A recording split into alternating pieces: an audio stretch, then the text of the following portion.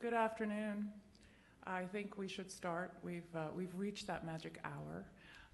Before I begin, I wanted to remind everyone that our events today, Ambassador Schwartz's talk this morning, as well as this panel, are being live streamed and will also be archived so that you can access these events after the fact. And you can do that on wartburgknightvision.com. Well, my name is Paula Servilla, and as a member of the faculty here at Wartburg College, as well as Executive Director of the Center for Belarusian Studies, it is my pleasure to welcome you to our special panel this afternoon entitled Disengaging East Central Europe from the East, European Security and North American Interests, the Belarus Model. In addition to providing a unique opportunity to highlight current energies in and around Belarus, a cultural and political location rarely featured in our mainstream media explorations of Europe, today's event represents what can be described as an auspicious coming together. Our guests may come to Wartburg College from different parts of the world, Minsk, Belarus, Ottawa, Canada, and exotic Indiana, but they have in common their long-standing commitment to societal and political change in Belarus. What each has brought to this process represents a formidable list of achievements. Stanislaw Shushkevich became the first head of state of a newly independent Belarus in 1991. Together with then President of Russia Boris Yeltsin and President of Ukraine Leonid Kravchuk, President Shushkevich signed the Bielovesia Accords, dissolving the Soviet Union.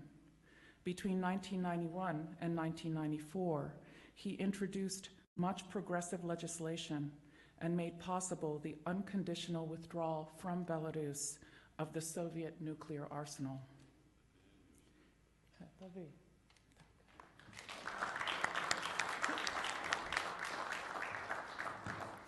Ivonka Servilla is currently in her third term as the president of the Rada of the Belarusian Democratic Republic in exile. Prior to her first election in 1997, President Servilla headed the Canadian Relief Fund for Chernobyl Victims in Belarus, an organization that she founded in 1989.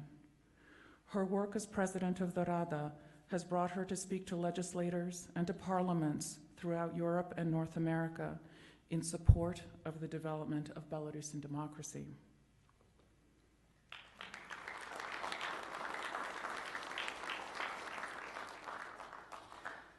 Over a 29-year career in the Foreign Service, Ambassador David Schwartz served in or near the USSR, including Kiev, Zurich, Warsaw, and Rotterdam, as well as in Washington, D.C. In 1992, Mr. Schwartz was confirmed by the Senate as the first U.S. ambassador to the Republic of Belarus, where he served until 1994. In 1986, he founded, 2006, my goodness, he founded the Center for Belarusian Studies at Southwestern College in Winfield, Kansas.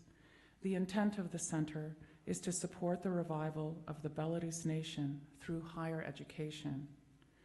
In addition to developing higher education initiatives that will have a positive impact on Belarus, the Center for Belarusian Studies also recognizes that discourse on the academic stage can lead to empowerment and societal change. Knowledge leads to application, and application to action. The center is very pleased to partner with Wartburg College in making today's panel session possible. I would also like to present Vital Voronau, who's sitting at the far side of the table. He is our visiting scholar with the Center for Belarusian Studies, and he is kindly serving as interpreter for President Shushkevich.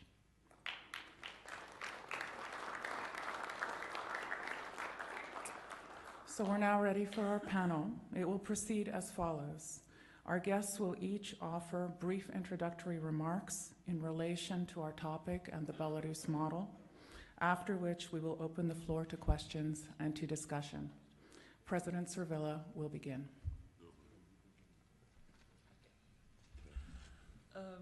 Disengaging East Central Europe from the East. I would say I have no greater wish than that. We have the Rada of the Belarusian Democratic Republic, that means the government in exile, is in exile because of the East. In 1918, the 25th of March 1918, Belarus proclaimed its independence, and before the end of 1918, Russian army came and occupied the country, and the government had to go into exile. I am the president, the 6th president in exile of the government in exile of Belarus.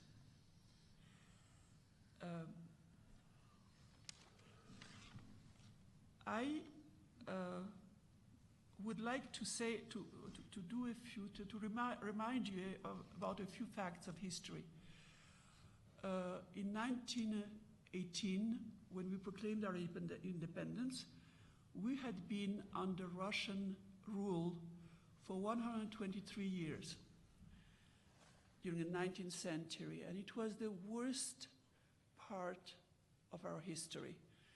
Our language has been prohibited, our religion has been prohibited. We were not supposed to write in Belarusian, because if somebody wrote in Belarusian, he was sent for 20 years in the army. We were totally submitted to a destruction of the nation, of the Belarusian nation, for one reason: to incorporate us totally into the Russian Empire.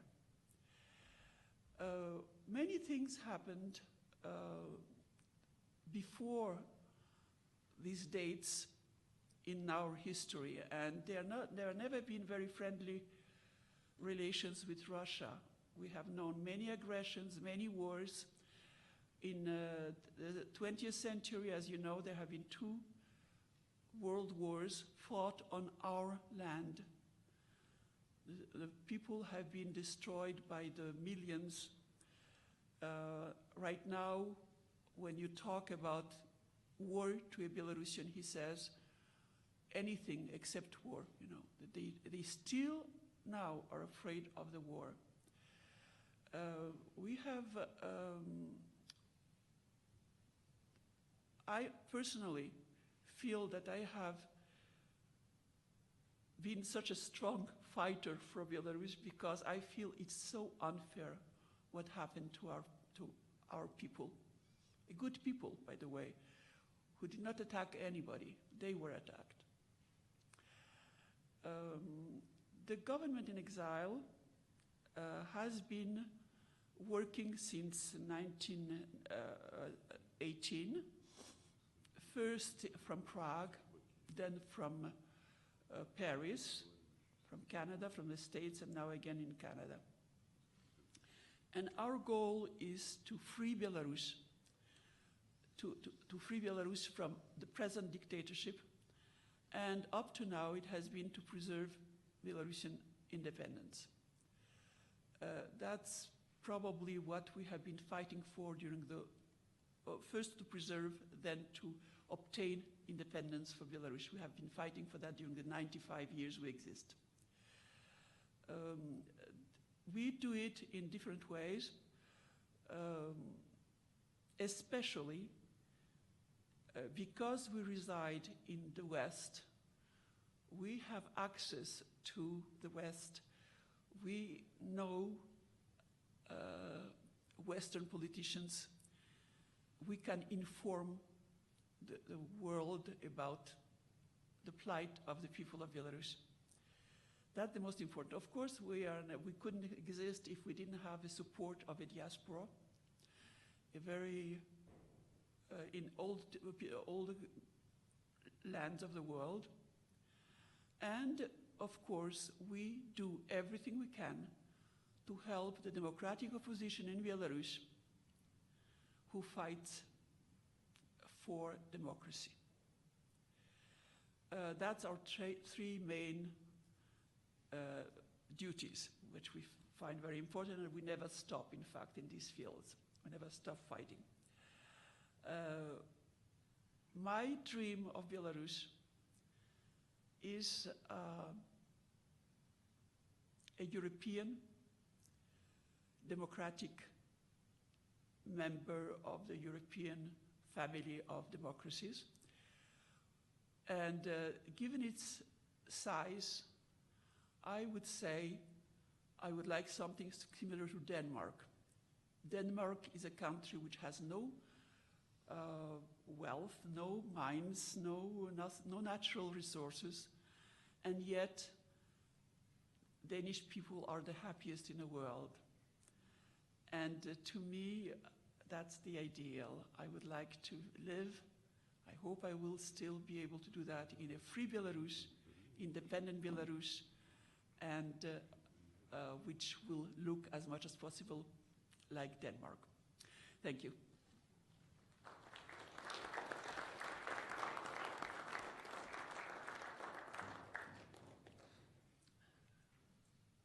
Next, we will hear from Ambassador Schwartz. Thank you very much. It's nice to see folks back again this afternoon, and we're very pleased to be able to raise some important issues with you today. I would like to use my few minutes here at the beginning to maybe accent a couple of points I made in my presentation earlier today. One would be, as far as Belarus is concerned, I mean, not diplomacy in general. One would be that we certainly, the United States, has had interests. I emphasized that in the speech, and I emphasize it again now. And as far as independent Belarus is concerned, the first interest was the withdrawal and removal of nuclear weaponry from the territory of Belarus. And as far as the region is concerned, also from Ukraine and Kazakhstan. Those were the three non-Soviet so-called republics of the Soviet Union where nuclear weapons had been stationed by the Soviet military.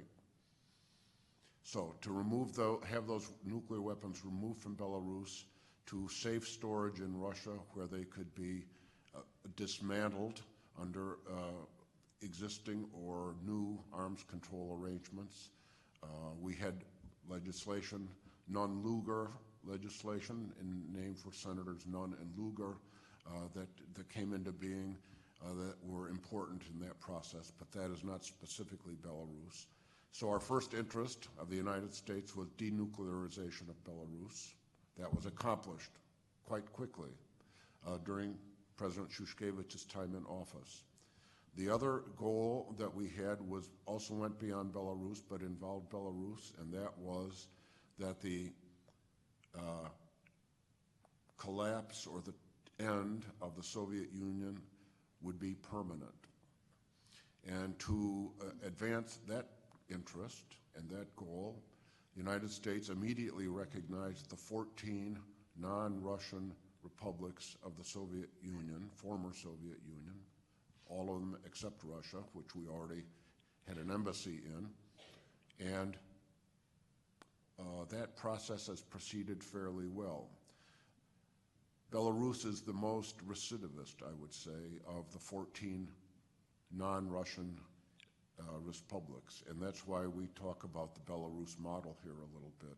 It would have been great when Belarus declared its independence in 1918 for the United States to have recognized Belarus, but the United States didn't. If the United States had recognized Belarus, it easily could have happened that some kind of legation or embassy could have been opened by Belarus in the United States that would have cast a whole different light on the evolution of events in Belarus since 1991, the end of 91. But that's a historical note, and maybe somebody will ask a question about that.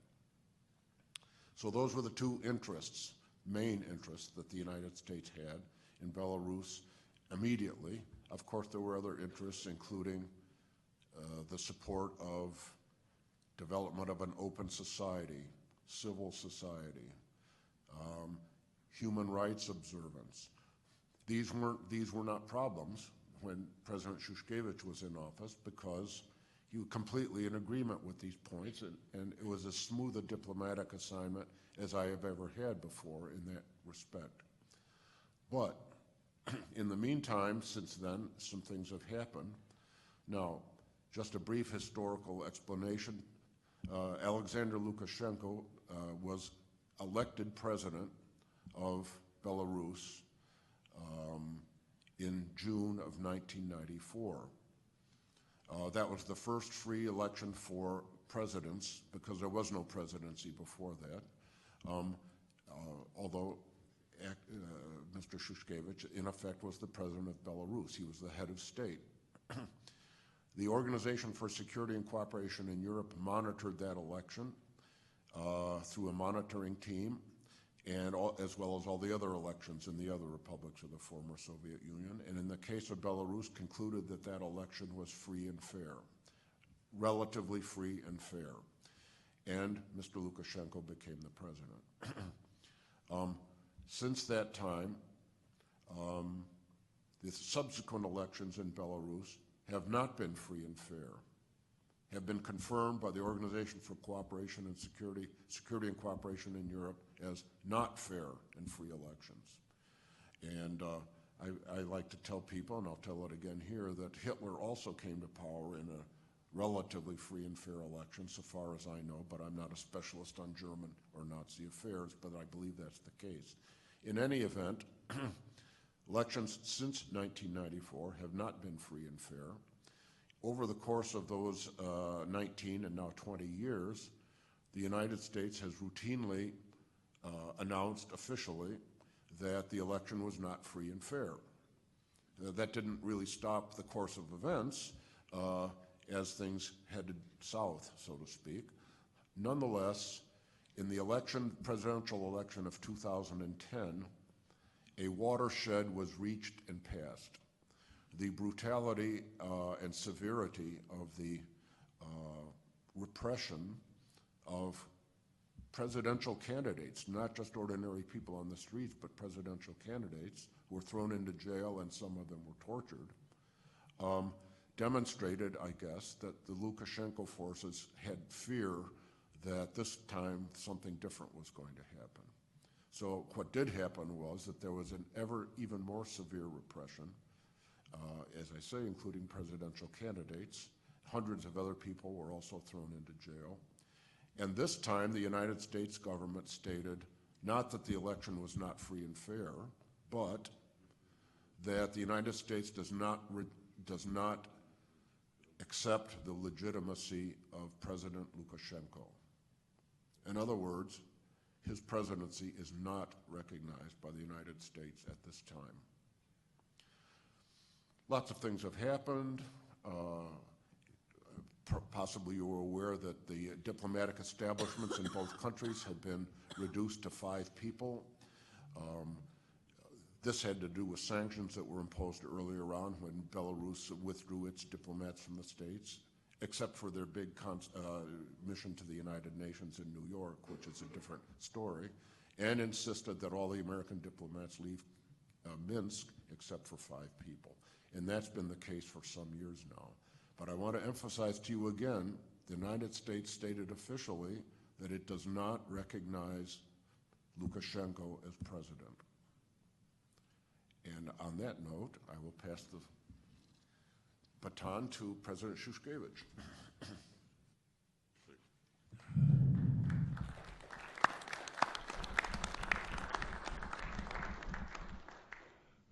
Уважаемые дамы и господа, я прошу пробачить мне, что я не могу выступить по-ангельску. Я вельми ганаруся тым, что вы меня запросили, и могу сказать, что лепей один раз убачить, чем много разов почуть. Для меня великий гонор быть у колледжі такого високого рангу і виступати перед людьми, які цей коледж тримають у своїх руках. Дякую вам за запрошення. Dear ladies and gentlemen, first I would like to apologize. I can't speak here in English, although it's a big honor for me to be invited here. As I'd like to put it, it's better to see once than to hear something many times. It's a great pleasure to be among people who run such a great college as yours. Сегодня много разов говорилось, что гуманитарные науки повинны вивести человечество наперед, провести його до прогресу. На великий жаль, я не маю гуманітарної едукації, я доктор, професор фізико-математичних наук, і вельми шкодую, що не маю гуманітарної едукації. It has been stated many times today that the liberal arts is the field which should help people to progress, to go forward. Unfortunately, I don't have a scientific education in liberal arts. I am a physicist and a mathematician. Я спрошу то, что тут написано у тематиці нашого виступлення. Я розумію гэтый план так, фактично, як вирвати Білорусь з російських лап. I would like to simplify the topic of our panel. As I understand it, we are going to speak about how to take Belarus from Russia, how to regain it back from Russia's hands. Зауважте, я заўсёды падыходзіў да гэтага пытання інакш. Мой великий коллега, я могу это шчыра сказать, первый президент России Борис Миколаевич Ельцин, обраны 12 червня 1961 года, імкнуўся побудовать у России демократичное правовое громадство. I've always approached this issue in a little bit different way. Boris Yeltsin, the first president of Russia, who was elected on the 12th of June 1961, has always been my good friend, and he was really trying to build a democratic and free society, a state in Russia. І каб Росія рухалася ў тым накірунку, які задаў ей першы абраны народам прэзідэнт, нас не трэба было б вырываць з гэтых рук. Дэмакратычная Расія аўтаматычна не могла прабіць Беларусь сваёй калоніяй. Had Russia followed the path which was proposed by the first Russian President Boris Yeltsin, we wouldn't have this problem at the moment. We wouldn't speak about how to regain Belarus back from Russian hands. Разумные силы, антидемократичные, подсунули Ельцину человека, якого ён рэкамендаваў у прэзідэнты. І ён, калі стаў прэзідэнтам, накіраваў Россию по антидемократичному імперскому шляху, аднавіў гімн Советского Союза и аднавіў много тых парадкаў, якія існавалі ў былым Советскім Союзе. Some smart groups in Russia advised a certain person, I suppose, про Путина, так? Про Путина. Putin, they advised that Putin would be a good leader, continuator of Yeltsin's politics.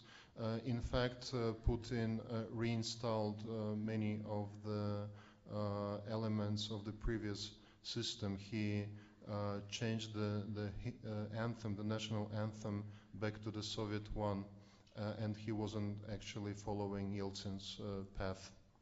Першы абраны народам расійскі прэзідэнт падпісаў дакумент, які пацверджвае, што Беларусь незалежная краіна і што Расія гэта прызнае і його підпис був ратифікований. Це погодження було ратифіковано російським парламентом. Здавалося б, що ліпшого для Білорусі нічого не треба мати. The first democratically elected Russian President Boris Yeltsin signed an agreement which confirmed that Belarus is an independent country, and in fact Russian parliament ratified that agreement. І у той формулёўцы, у якой існуе сёння тэма, гэта азначае, што мы і вы страцілі надзею зрабіць Расію дэмакратычнай дзяржавай у бліжэйшым будучым.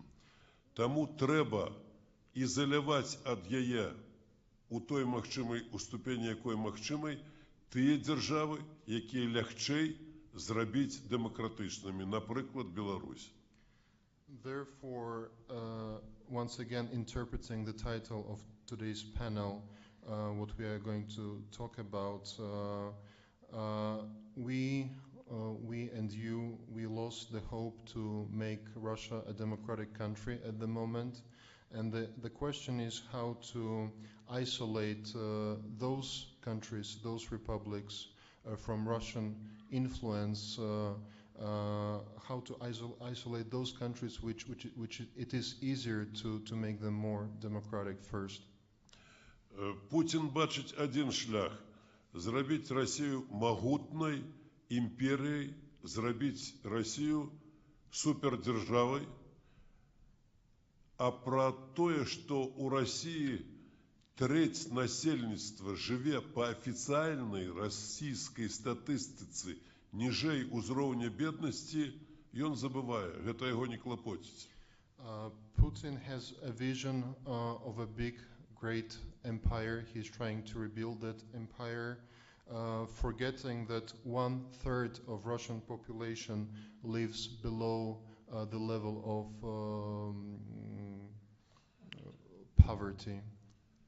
Калі ўсе замежныя прадстаўнікі заяўляюць, што у Беларусі няма выбараў, з 96-го года ў Беларусі ўсе выбары фальсіфікаваны, то расійскія прадстаўнікі кажуць, што ў Беларусі выбары, таму што яны нічым не адрозніваюцца ад расійскіх выбараў. У Расіі выбары таксама не вельмі дэмакратычныя, у Беларусі яны абсалютна не дэмакратычныя. Яны фальсіфікуюцца проста на карані. Галасы не лічацца. If we were to compare elections, presidential elections in both countries, Belarus and Russia, we can speak about free and democratic elections in Belarus since 1996, whereas in Russia they are a little bit more, whereas in Russia they are not much more free and democratic. Я ситуацию разумею так, што цывілізаваны свет у першую чаргу Злучаныя Штаты Амерыкі і краіны еўразвяза, яны страцілі надзею убачыць дэмакратычную прававую Расію. Таму яны імкнуцца выратаваць хаця тых, на каго Расія налажыла сваю руку. So the way I see it, the civilized world, first of all the United States of America and the countries of the European Union have lost their hope to see a democratic and law-abiding Russia. І Беларусь тут на першым месцы, таму што адкрытая беларуска-расійская граніца это фактычна 1000 міль. 1000 міль адкрытай граніцы. Расія мае вельмі моцнае ўздзеянне на Беларусь, і яе дзікі капіталізм і антыдэмакратычнасць распаўсюджваюцца на Беларусь. Belarus is in the forefront of all these affairs, of all these problematic issues. Belarus has a border with Russia which is 1,000 miles long, and therefore Russian influence is incredible. Russian wild capitalism influences Belarus at a great degree. Калі ў падобным становішчы была Польша, то і Злучаныя Штаты, і буйныя дзяржавы Еўропы вельмі ей дапамаглі, каб яна стала капіталістычнай дзяржавай, дэмакратычнай, прававой. When Poland was in the same situation as Belarus now, when Poland used to be non-democratic, United States and big European states were doing their best in order to help them to overcome their problem, their crisis. They were trying to make it more capitalist, more democratic, and more law-abiding. Я вельмі шкадую аб гэтым, але калі нам нехта і дапамагае, то гэта касметычная дапамога. Гэта навучанне беларускіх студэнтаў у польскіх вышэйшых навучальных установах і чэшскіх. І гэта вельмі прыемныя, вельмі сур'ёзныя дэкларацыі Еўрапарламента. Але гэта ўсё дэкларацыі, а ніякае не дзеянне. That is why I'm very sorry about this state of affairs. The help we are getting from the European Union are mostly, as I would like to put it, cosmetic ones. They help to educate our students. Our students are in Poland, in the Czech Republic. They also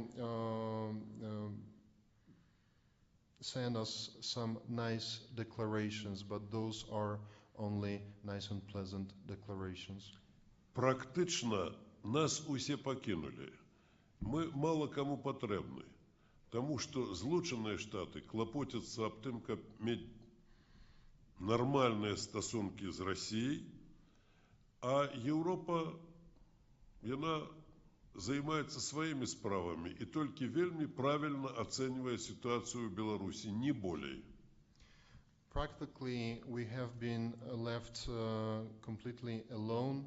The United States are trying to have good relations with Russia, whereas European states are trying to take care of their own problems. Нам вельмі дапамаглі санкцыі, прынятыя Злучанымі Штатамі, якія прывялі да таго, што былі вызвалены палітычныя зняволеныя. Але гэта было ўжо даўно. Еўропа ж прыняла толькі адны санкцыі. Яна забароніла пэўным асобам выязджаць у Еўропу з Беларусі. Але гэта слабыя санкцыі, таму што калі бацькі не выязджаюць, а дзеці вучацца у вышэйшых навучальных установах Брытаніі, Францыі і іншых краін, гэта не санкцыі, гэта касметыка. Sanctions which were approved by the United States were fairly helpful. They, at some point, they helped to release our political prisoners. At the same time, European Union decided not to allow high-rank state officials from Belarus, decided not to give them visas. They are banned from entering the territory of Schengen zone. But, however, there is a problem because we are in a situation when high-rank state officials can't go to Europe, but their children study in such countries as Great Britain and France. Therefore, these kind of sanctions, it's only cosmetical sanctions. Усе беларускія апозіцыйныя дэмакратычныя сілы спадзяюцца на тое, што ім удасца змяніць палітычны рэжым у Беларусі. Але вы ўжо бачыце, што гэта вельмі цяжкая сітуацыя, і паўтараю, мы хацелі б мець дапамогу ў гэтым пытанні, але пакуль што яна ў лепшым выпадку касметычная. We, all democratic forces in Belarus, would like to see a change there. But having heard what I said, you can tell it's very difficult, and those that help we are getting is only cosmetic one. У чым тут розніца? Расія укладае у Беларусь грошы для таго, каб захаваць рэжым. Гэта вялікія сумы, якія лічацца мільярдамі даляраў, так? А Еўропа памагае нам дэкларацыямі. І яшчэ раз паўтараю, некаторыя санкцыі Злучаных Штатаў мелі вельмі вялікае палітычнае значэнне, таму што дазволілі вызваліць палітычных зняволеных. Мы спадзяёмся пакуль што на большее. Russia makes great investments in Belarus by sending great amounts of money into our country, billions of dollars, whereas European Union only helps us by the means of different pleasant declarations. And I would like to repeat that the United States, the sanctions which were approved by the United States were very helpful in terms of the release of our political prisoners. And we would like to get more help there. Дякую за увагу. Thank you very much for your attention.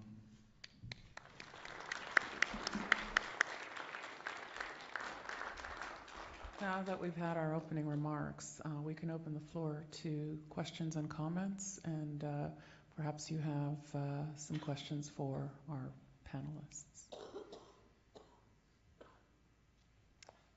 Yes, Professor Walther. Hi there. Thank you very much for your opening remarks, your comments, and your insights. Use that. That's a dangerous thing. Is it on the bottom? It is on. Thank you very much for your comments and your insights. I'm an historian by trade, focusing on modern European history. And so I'll try to be as brief as I can. That's very difficult for an historian, but I'll do my best. Based upon the comments that we just heard and that relationship, sort of that the United States, the European Union, Belarus, and Russia, I'm wondering how the following factors play into those relationships. First of all, I'm thinking of the role of natural gas, and especially with Russia being a supplier of natural gas into Central and even Western Europe, especially Central Europe. Would also the role play of, after the collapse of the Soviet Union and the expansion of NATO into Eastern Europe, especially with relationships between the United States and Russia? And finally, taking into consideration all these different factors is, since the Cold War, in some respects, let me rephrase that. Prior to the Cold War, or during the Cold War, the Soviet Union played a prominent role in the world. We had this bipolar world, okay, that Ambassador Schwartz talked about this morning. Since the collapse of the Soviet Union, in some respects, on the world stage, at least within Russia, there's this feeling that Russia has been marginalized or has retreated and no longer has a dominant position in the world. So how much does this feeling, if you will, of Russia feeling it needs to have and is entitled to a position on the world stage? In other words, the Russian inferiority complex. How does that play into all of this as well? Thank you.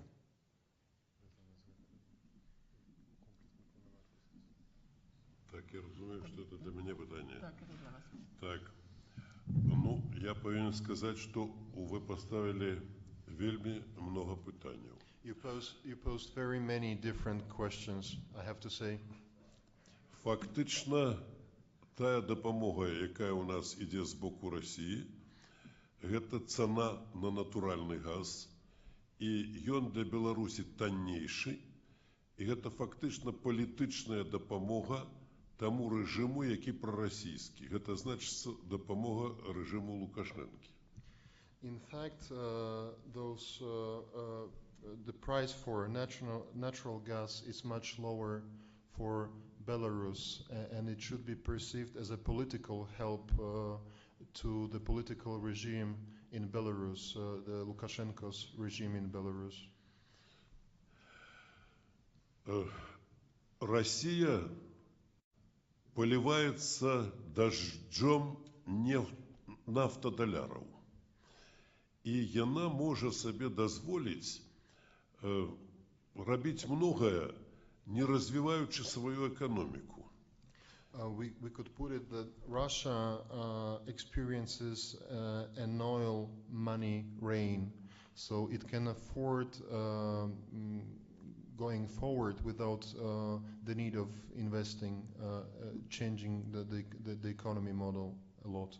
Яна садзейнічае таму, каб сучасным чынам не трансфармавалася беларуская эканоміка, каб яна не ператваралася ў сапраўдную, нармальную, канкурэнтную эканоміку, ну, такую, як у развітых капіталістычных краінах. At the same time, Russia hinders the development of Belarusian economy. It doesn't allow Belarusian economy to develop according to the patterns which exist, which work in democratic countries.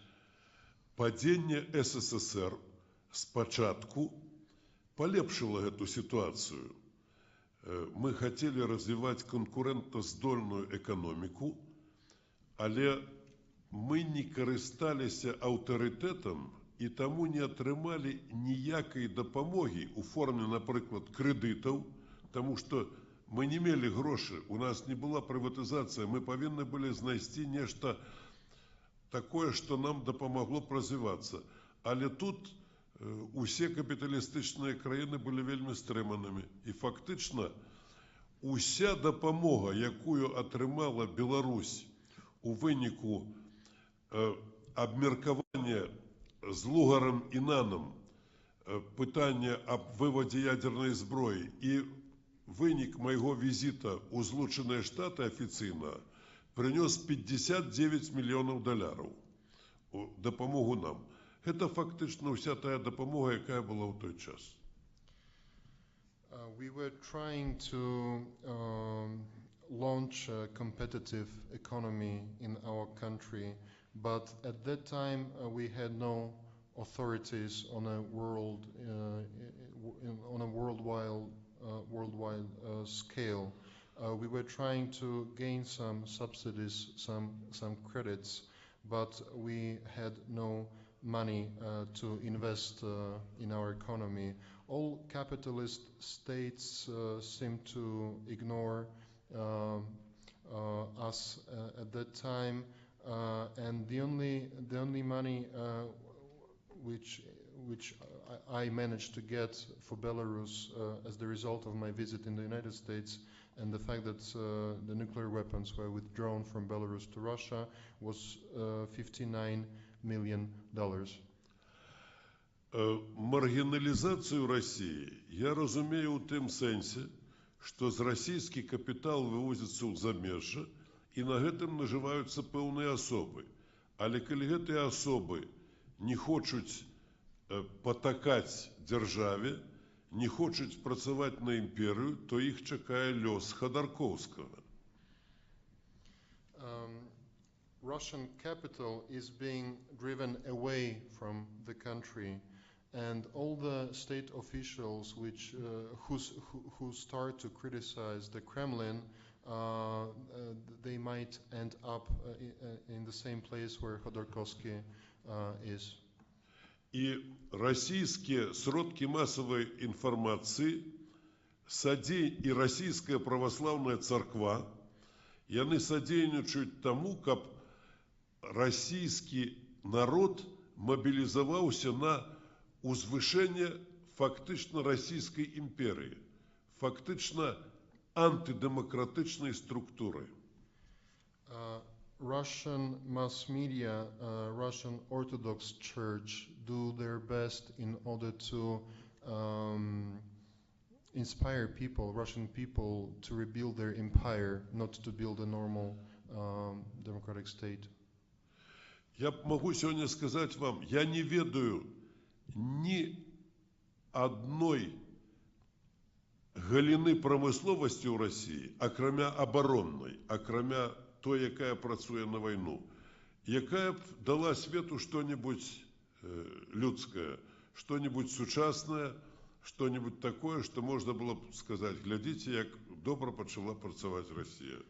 I can't think of a single example of a single branch in Russia, with the exception of their defense, which would give the world something human, something great, something incredible.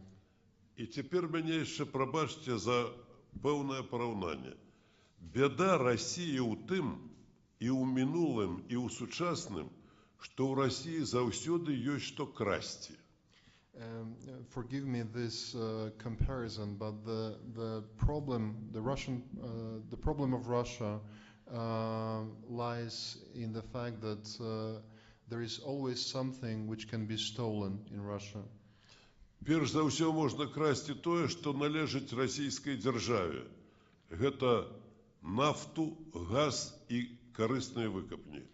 So first of all, in the first place, people are allowed to steal oil, gas, and other resources, natural resources, including forests and wood. І не адчуваецца, каб там была нейкая, наводзіўся парадак у ўсіх гэтых галінах. One can't feel that they're trying to organize, trying to normalize those spheres, those fields. Нават у антидемократичной, диктаторской Беларуси парадку болей. Even in an anti-democratic Belarus, there is more order. There is more order. У нас просто нема чого красти. Мы повинны працаваць, каб жить. The reason is that there is nothing to be stolen in Belarus. We have to work in order to survive. Дякую за ваше питання. Thank you.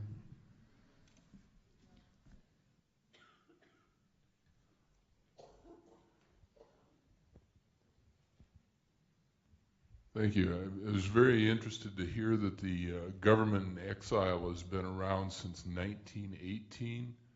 I wonder if you could say a little bit more about the mechanics of how that works and how large is the diaspora and what level of participation is there in this government in exile? I understand that you want to hear something about the diaspora, how we're supported, and how the members of the government are elected? Okay. We have Belarusians all over the world, and there is a lady here present, Mrs. Hanna Surmach, who is the president of the Belarusian American Association, who just has published a book called Belarus Without Borders. There are Belarusians all over the world, and most of them are supporting the BNR Rada, the government in exile. How people are elected to the Rada is they are elected to the parliament in exile, which has 80 persons. And they are elected by the different communities in the world. They propose a candidacy. We candidate. We study there is a commission which studies the proposal, and it has to be sponsored by 2 other members of the parliament in order to be accepted, and then they are approved at the general sessions of the Rada. It's a difficult series of a difficult process, but we are very careful about the possibility of takeover. Can you imagine how easy it would be for people from Belarus, present-day Belarus, to try to play a role of good Belarusians and try to get into the government in order to say we don't need it anymore.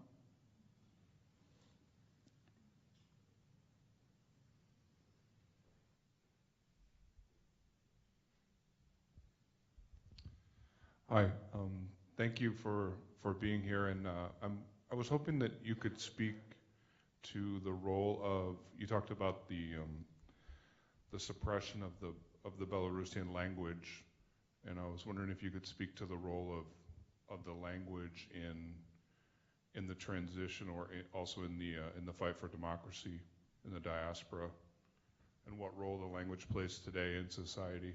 As a question to me or to? To either, I think. Промову.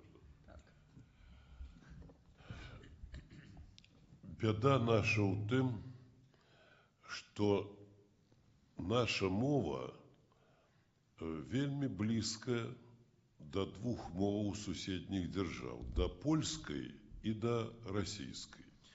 It is our disaster that our language is quite approximate to two neighbor languages, to Russian and Polish.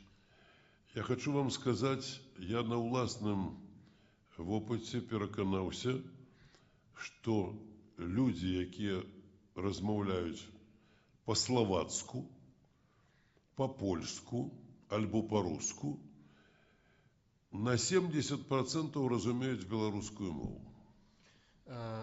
I've experienced personally that people who speak Slovak or people who speak Polish, they can understand Belarusian language at the 70% level rate. Савецкі перыяд быў вельмі хітры. Здавалася б, што мову падтрымліваюць беларускую, але паступова фактычна адбылася прымусовая русифікацыя Беларусі. Russian period, the politics concerning Belarusian language during the Soviet era seems to be very tricky. Officially, Belarusian language was supported, but the reality was different. Але самае жудаснае пачалося пасля таго, як Савецкі Саюз скончыўся, альбо ўжо канаў, і мы ў парламенце пачалі адраджаць нашу родную мову, беларускую. Былі дзесяткі дэпутатаў парламента з 300 чалавек, можа, чалавек 50, якія прасілі мяне, калі я гаварыў па-беларуску, яны не гаварылі, перастаньце гаварыць па-беларуску, гаварыце па-руску. Яны гаварылі, гаварыце, калі ласка, на нармальнай мове. Яны лічылі беларускую мову выдумку і ненармальнай мовай. The worst part came during the fall of the Soviet Union and immediately after the fall of the Soviet Union.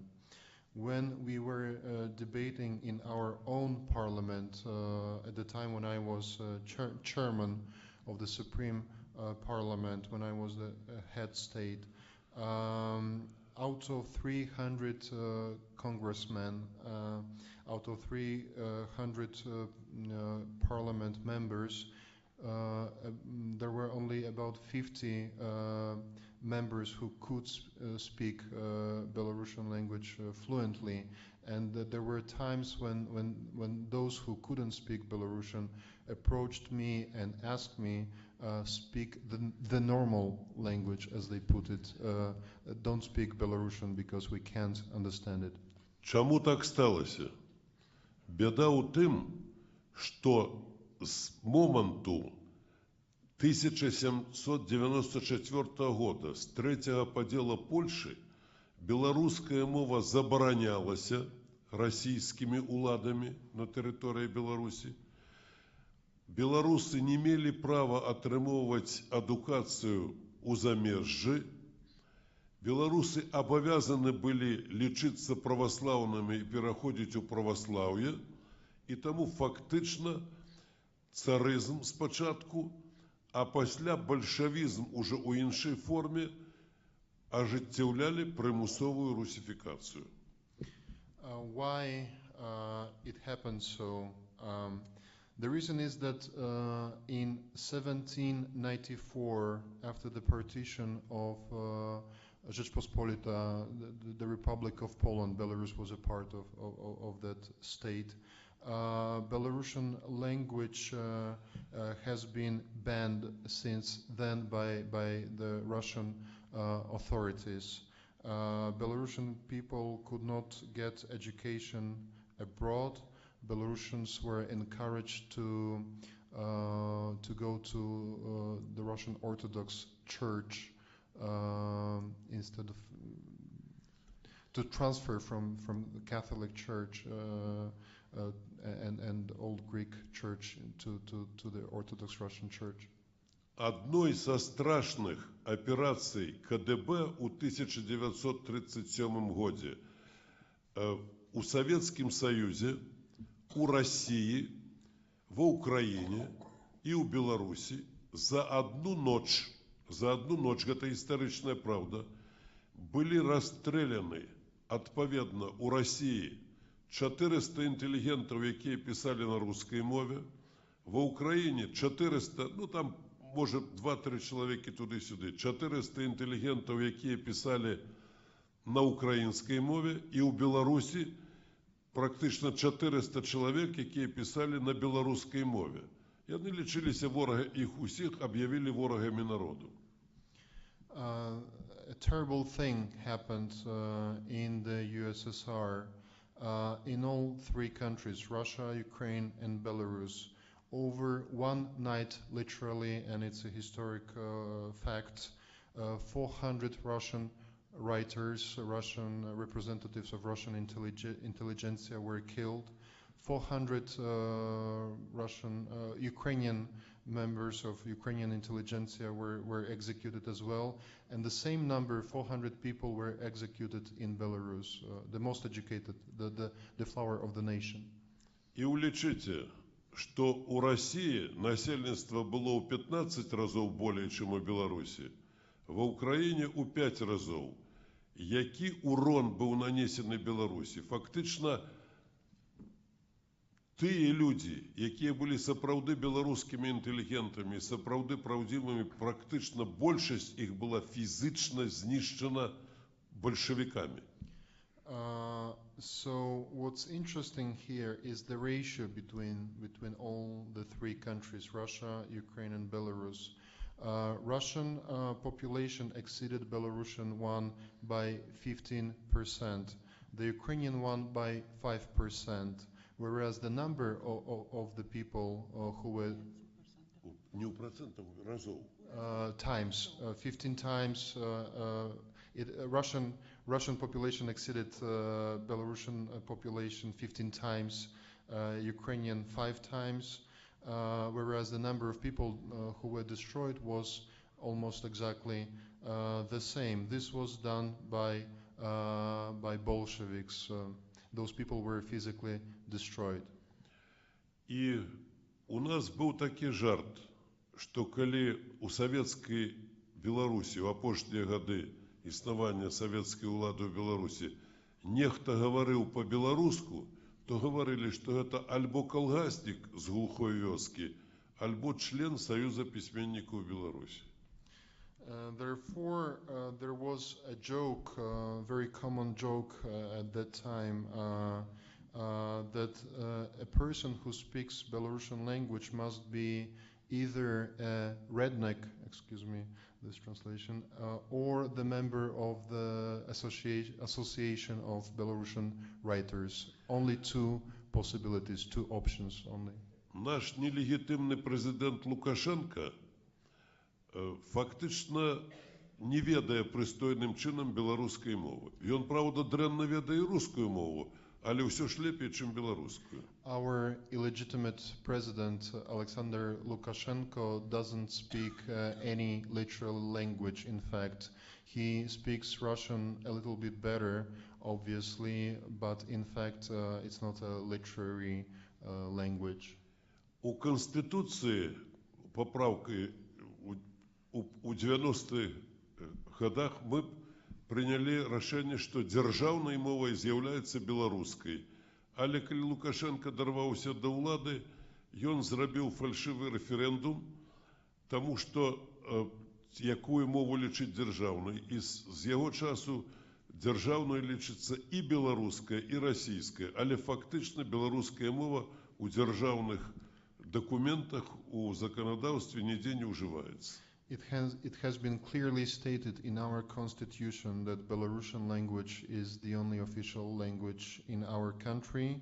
However, since Lukashenko became a president, he organized a referendum in 1996 in which he changed that, and since then there are two official languages, Belarusian and Russian, practically only Russian. Мне нават цяжка сказаць, што тут галоўнае у Лукашэнку, антыбеларускасць ці агульная неадукаванасць? It is very hard for me to decide what's the problem there with Lukashenko. Either it's his is his phobia, is his hate for everything what is Belarusian, or the general problem with his education. Фармальна ён мае вышэйшую гістарычную адукацыю. Ён закончыў інстытут як гісторык. Formally, he is educated as a historian. He has graduated from a university as a historian. Але ён можа заявіць, што я ведаю, як Францыск Скарына спацыраваў па Неўскаму праспекту у Санкт-Петербургу. At the same time, he's able of saying something as stupid as that Francis Skorina was walking the streets of St. Petersburg. Maybe a short remark. Francis Skorina was one of great Belarusian printers and educators Франциск Скарына першы друкар беларускі, які надрукаваў Біблію. He was our first printer, the one who translated the Bible into Belarusian language and printed it. And На 50 гадоў раней, чым расійская была надрукована. It was done 50 years earlier than the Russian translation. The translation. Так вот, Франциск Скарына памёр за 150 гадоў да заснавання Санкт-Петербурга, по якому Лукашенко лічыць, што ён спацыраваў. Francis Skorina had died 150 years before St. Petersburg was built as a city, and Lukashenko said that Skorina was walking the streets of St. Petersburg. А телекаментатор, який зняў гэта на камеру і паказаў усяму свету, быў выгнаны з Беларусі. The cameraman Russian cameraman or journalist who videotaped that interview was banned from Belarus, sent out from Belarus. Сёння практычна ў Беларусі немагчыма паслаць дзіця ў беларускую школу. It is virtually impossible to send a child to a school which teaches in Belarusian. Под любымі предлогамі гэта забараняецца людям это зрабіць, гэта цяжка зрабіць. І я б сказаў, што на сённяшні дзень у нас відавочна польскіх школ на Гродзеншчыне больш, чым беларускіх. It is done under many silly excuses, and in fact we have more Polish schools in Belarus these days than we have Belarusian schools.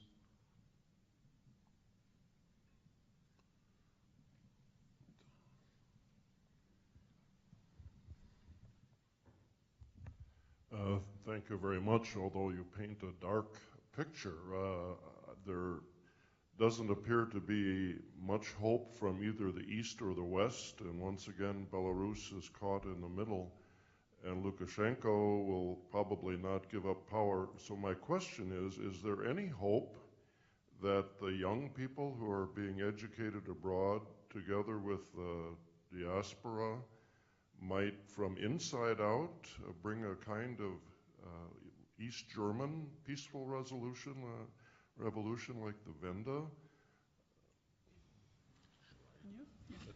David? Thank you for that question. Sometimes it's always darkest before the light. That's the optimistic twist I would put on your question.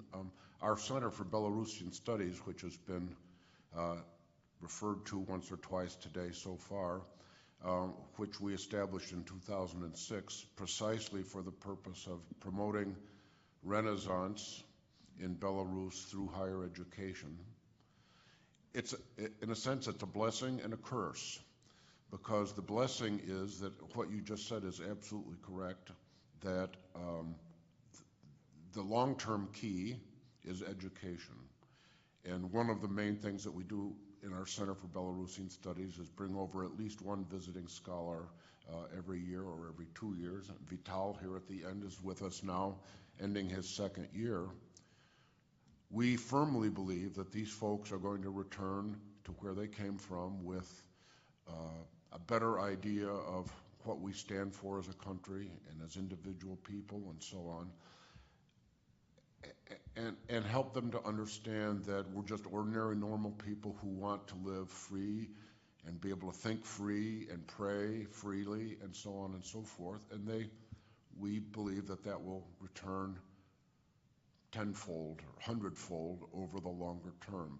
That's the blessing. The curse is that grant givers usually operate on fiscal year basis, and so you have to show how many, you understand what I'm saying, how much progress has been made in higher education in 1 year. Well, it's ridiculous, actually. And so that's our challenge, and we do what we can to meet that challenge, and we're going to continue doing that in the future. From a political or a geopolitical standpoint, I would say that there's also hope, maybe of a shorter, quicker nature, shall we say, but it's still the fact that there needs to be an intelligentsia base developed that knows how to think for itself and knows how to, based on experience with the international community, to do things. By the way, I might also add that our very first visiting scholar is now a leading advisor, the leading advisor to one of the opposition leaders in Belarus right at the moment. So that's a kind of something we can point to right now. He was here with us in 2006 and 2007. But from a political or a geopolitical standpoint, I think gradually the American public, and not just the American public, but American foreign policy decision makers are coming to realize that things are not what they should be in that part of the world. Somebody, I think it was this gentleman here, referred to the approach of NATO to the former borders of the former Soviet Union and so on.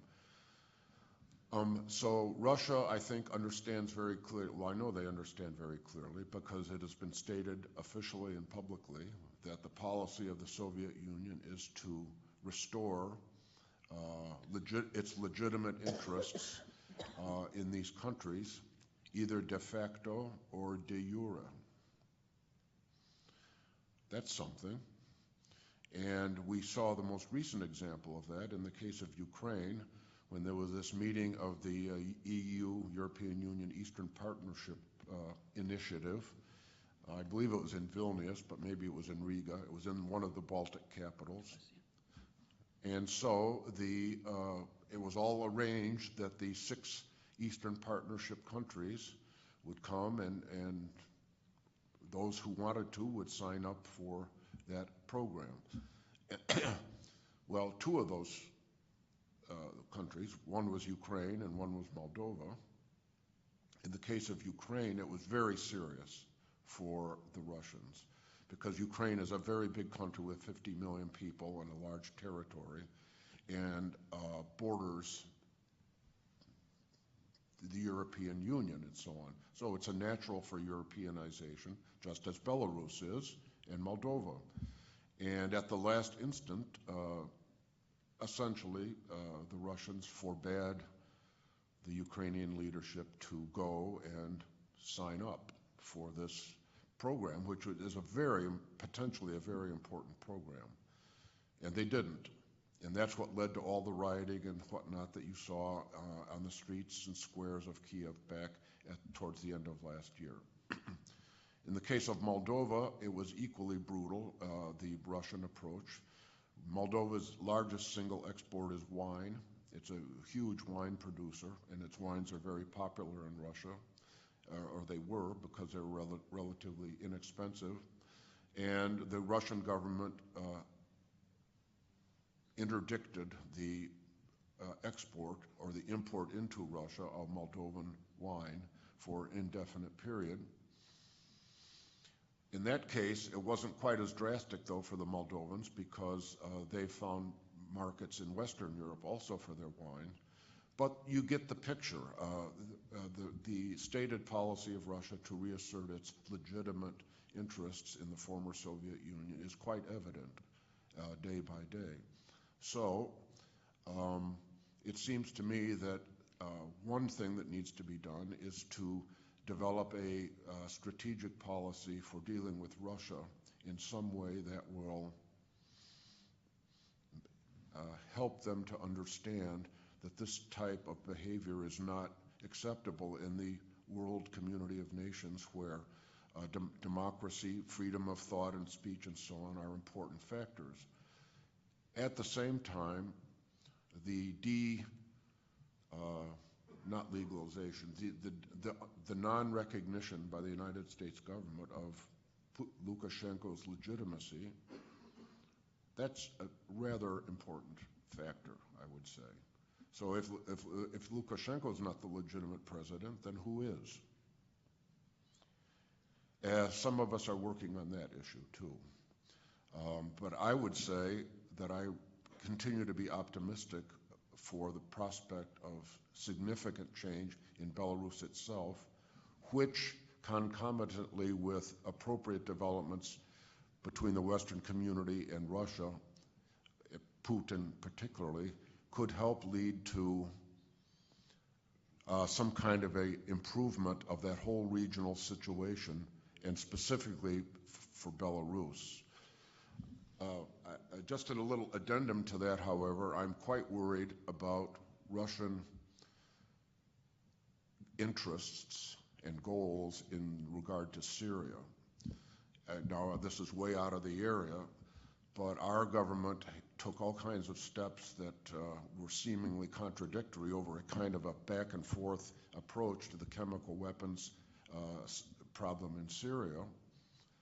And then all of a sudden, Putin seemingly saved our government's bacon by putting the pressure on the Syrian government to admit, for the first time ever, not only that they had chemical weapons of mass destruction and that they had used them against their own citizens, but that they were now ready to give them up totally.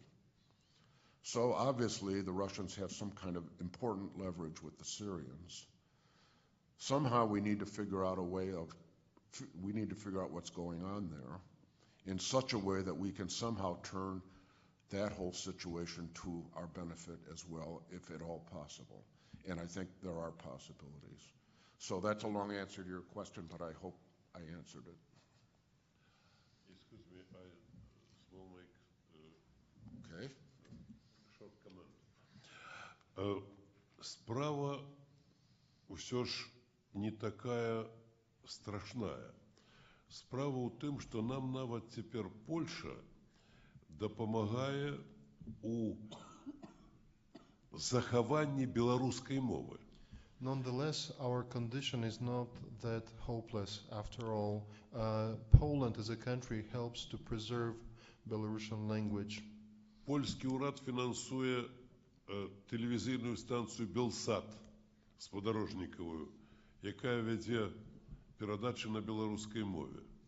Polish government sponsors Belarusian satellite TV station, the one which broadcasts streams in Belarusian language to Belarus. На беларускай мове працуе радыё «Свабода», якую фінансуе ўрад Злучаных Штатаў Амерыкі. Belarus is the working language of Radio Free Liberty Belarusian section, the one which broadcasts to Belarus as well. Мы маем шэраг беларускамоўных сайтаў у інтэрнэце. We have a range of Belarusian of websites in Belarusian language. И тут повстала такая скептичная заувага, что дрянно и справа, и слева. Я хочу просто сказать вам, что калі б у мяне за 2 гадзіны до того, як мы подписали Беловежское пагадненне, як мы вырашылі подписать Беловежское пагадненне, хто-небудзь спытаўся, ці можно говорить об том, что Советский Союз сканал? Я бы сказал, что не, ни в якім выпадку. Але калі мы разом собрались, мы пришли до высновы, что он сканал, и мы подписали этот документ. И он лічыцца легитимным и вельми пристойным документом у истории вот нашей Беларуси, России, Украины. It sounded a bit gloomy, maybe. We were painting a picture in dark colors for a while. But on the other hand, I'd like to give another example. If someone asked me or my colleagues 2 hours just before the Belovezha agreement, the one about the end of the Soviet Union, if someone asked me 2 hours ahead before the signing of the agreement whether the Soviet Union is over, I would say my answer would be no. However, the Soviet Union did collapse, and we signed that agreement 2 hours after that.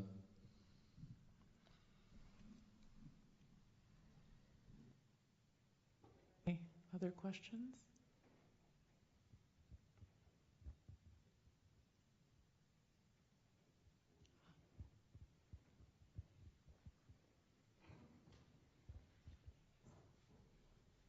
In case of Poland, Catholic Church became engine for the solidarity movement and the democratizations. So in case of Belarus, I think it's a large number of Orthodox Church is pro-Russia, but some number of Polish population. I think, is there any international solidarity for the progressive church or Catholic Church or progressive Orthodox Church to promoting human rights democratization?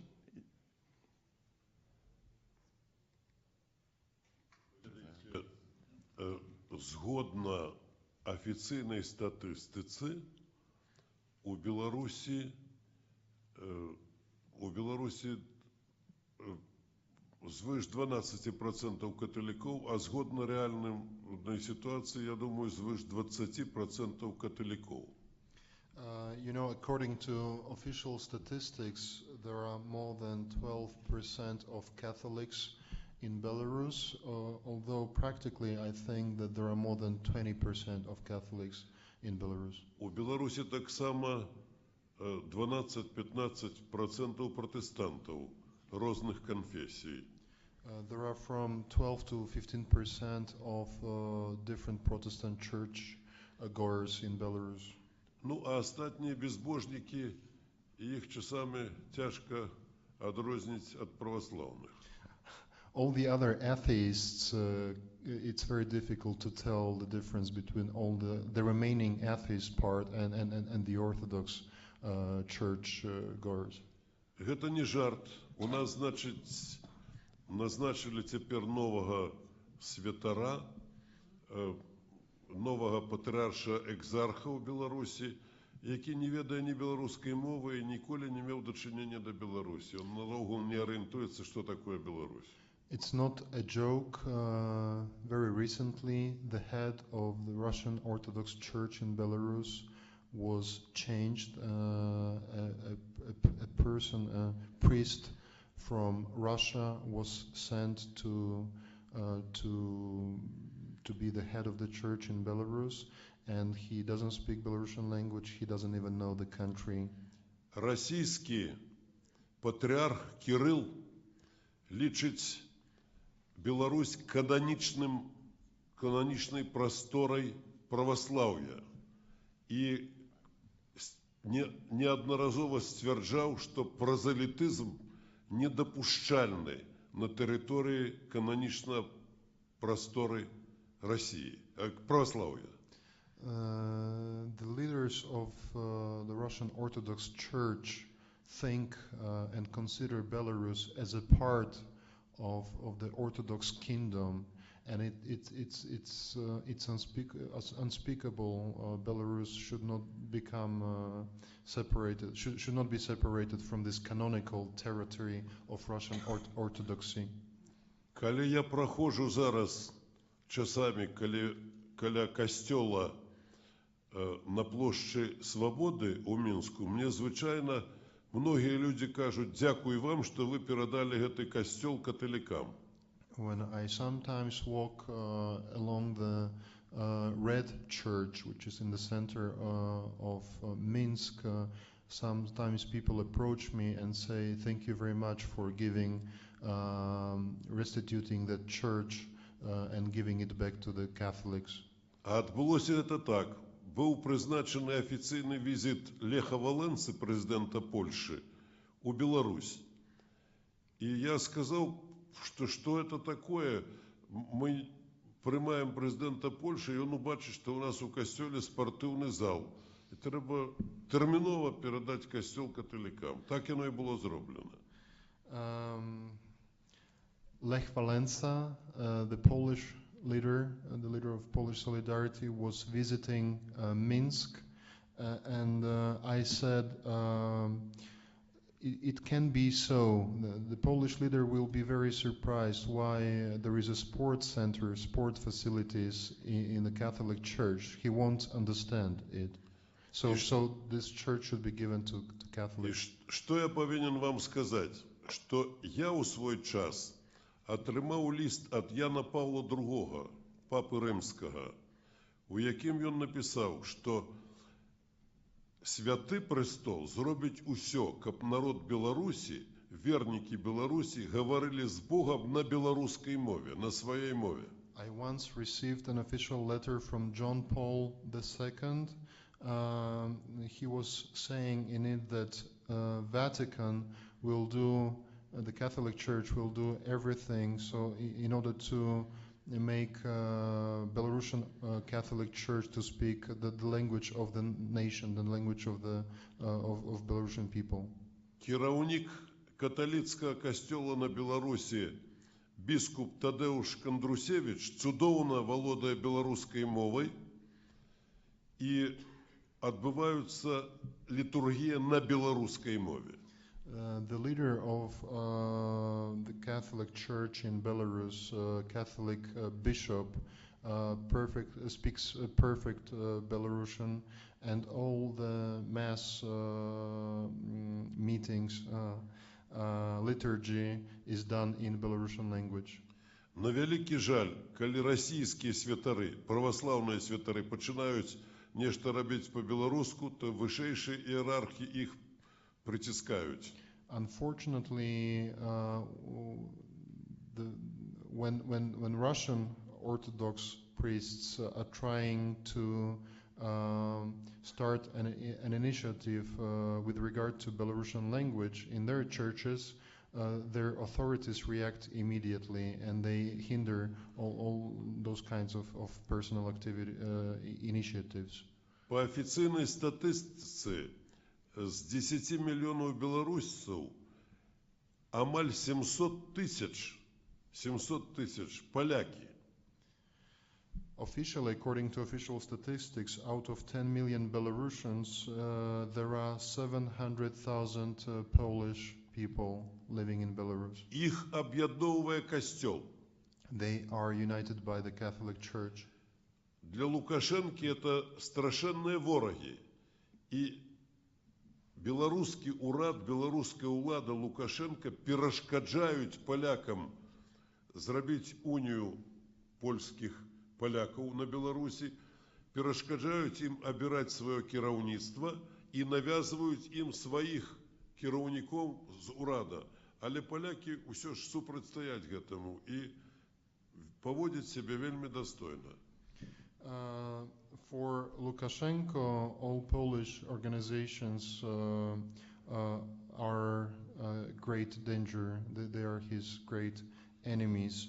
So Lukashenko was trying to put different obstacles in terms of all the activities for the union of Polish people living in Belarus, the Union of Poles.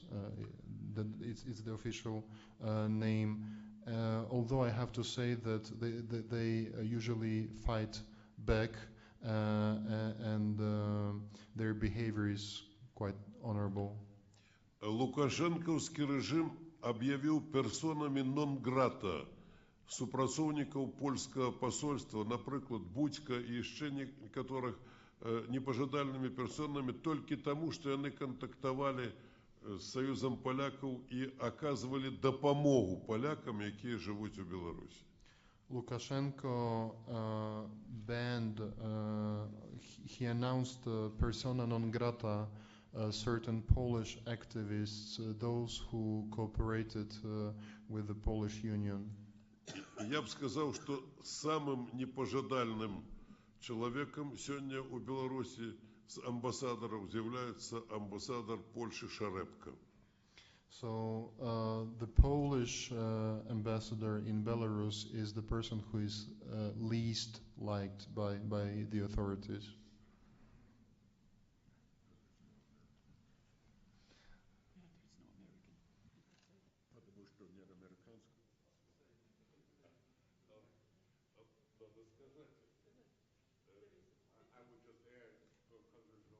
Ambassador, then he would be the least liked person in Belarus, or she. Well, I think we've come to the end of our time.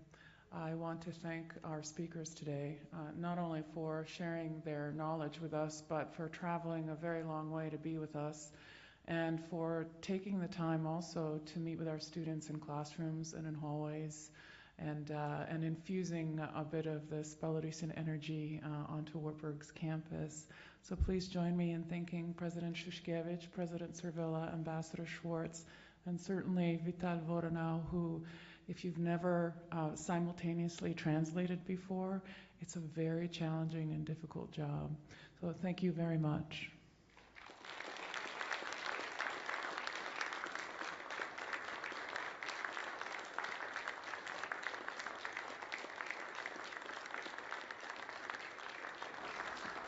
And I'll just remind you one more time that if you want to revisit what has been said today, you can do so on warburgknightvision.com, since all of this will be archived for your future pleasure.